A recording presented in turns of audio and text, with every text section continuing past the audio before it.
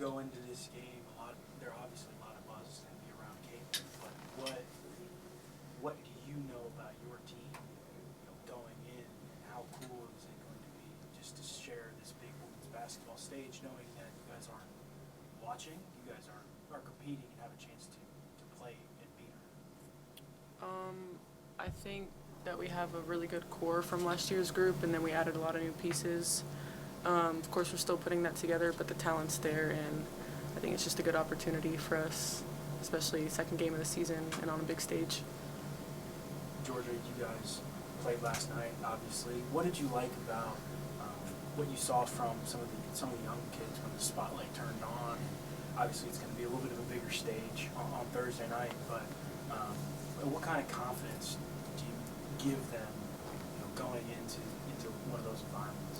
Yeah, I think last night was a good opportunity for them to get on the floor and get comfortable with it. Obviously a lot of them, first and foremost, like Matilda, like that's her first game in a Virginia Tech uniform. Like, we can talk about the freshmen, but you also want to highlight, Rose and Liv. It's the first time for them suiting up for Coach Brooks, and, being in his system, you realize how intricate it is and how much details there are to it. So I was very happy for them to get, a little bit more comfortable with that. But the freshmen, great opportunity for them to step in last night. I think a lot of them showed good confidence. And, it's so much more than just what you see on the court. Like, a lot of the stuff that we do is, like, heavily scout-based. Attention to detail is massive for us. So for them to go out and execute the game plan was also a showing sign. But as you said, we have a huge game coming up on Thursday. So I guess we'll wait and see for that.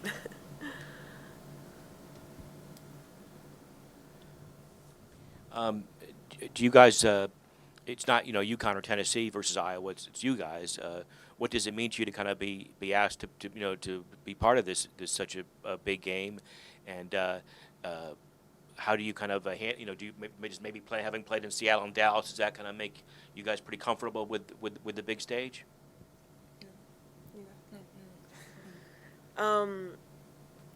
We can read into everything and all the media and all the hype, but at the end of the day, it is a basketball game. We could play at Spectrum Center, or we can play in, Blacksburg local high school gym. Like, it's the same attitude, same game plan. Like, nothing, all the extra flair and stuff is not adding anything to us. Obviously we know how much of a great team Iowa is. They returned. I don't think they got any transfers, did they? So, like, they have like a really good group. They've got great chemistry. But it's just the next game on our schedule, and we're going to treat it with everything we have, because That's what we do. it is just Do you feel like it's not just a game, even though it is obviously at the end of the day a game? But do you have a sense that it's not a typical game for you guys? I mean, I think we're aware of how many eyes are on us, but I don't think that changes anything that we do on the court. Like, that's not going to have any effect on, like Georgia said, the game plan or our attitudes going into the game. But obviously, it's a different setting and a different opponent that we wouldn't normally play this time of year. So, I mean, we're aware of those things, but like she said, it's like basketball. Going back to David. Liz, you've talked a lot about mentality and approach going into any game. Are you guys able to have a bit more fun going into this, knowing that this is one of the top teams, but, okay, there's no, national championship on the line. This is just a pure, really two good teams going at it. Mm-hmm. Yeah, I mean, I think it may not be a national championship game, but I think we're also aware of, the opportunity this is to build our resume. Because obviously when there's seeding coming in March or whenever that happens, people are going to look back on this game. So we're aware of that, but I mean, yeah, we also just know it's a good opportunity to see where we're at early against a really good opponent. And I think it helps a lot that we had a good game last night and we're able to evaluate some things off of that and go from there. For any of you, what's the advice you're giving in general to the new faces about just being on the big stage and not letting your head, not being too in your head about going to this game? Yeah, I think at the end of the day, it's just definitely confidence and just definitely staying on the task at hand. Coach Brooks is huge on the 95%.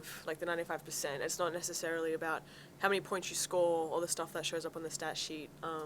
For all of us, it's finding a role. If it's bringing energy, bring energy. If it's playing defense, do that.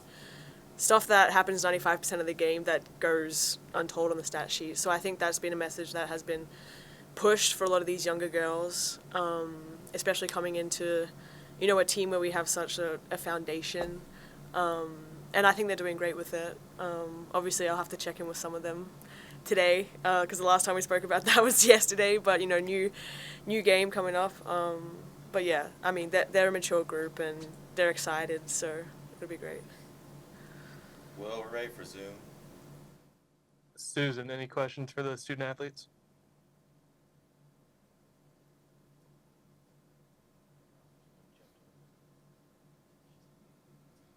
Sorry about that. I was muted. I wanted to ask both of you, what do you attribute the rise in the visibility of the women's game over the last year or so? Yeah, I mean, I think we can all say that it's really cool. Obviously, this brand of basketball is something that we've participated in and been a fan of for a long time now, so it's cool to see other people also kind of seeing the same things in it as us. And we're very aware that the star power that has emerged in women's basketball has contributed to that a lot. And obviously, on Thursday, that's a huge opportunity to build it even further and to get more eyes on women's basketball, and I think we're all a big fan of that.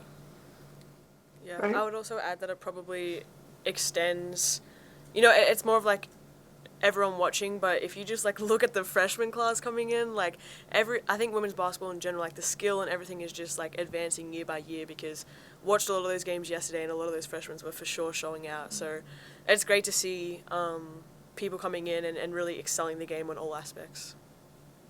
Right. Thank you. All